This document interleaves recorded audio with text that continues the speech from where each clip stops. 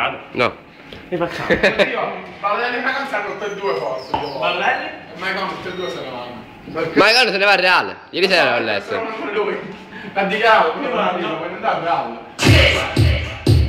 Vai, vai.